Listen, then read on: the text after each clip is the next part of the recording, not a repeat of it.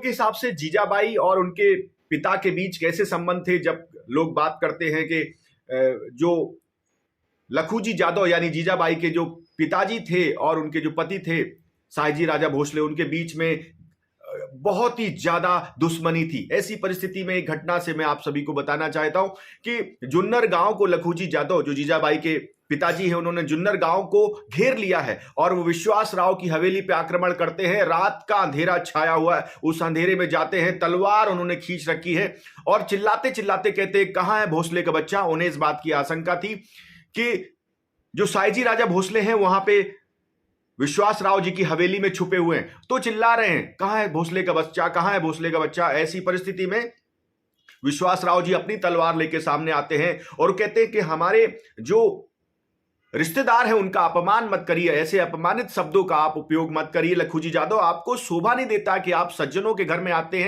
आए हैं और इस तरीके का वक्तव्य आप दे रहे हैं। लखूजी जादव कहते हट जा मेरे रास्ते से, हट जा नहीं तो तेरा सर काट दूंगा। और ऐसी परिस्थिति में विश्वास राव भी अपनी तलवार ले लेते हैं।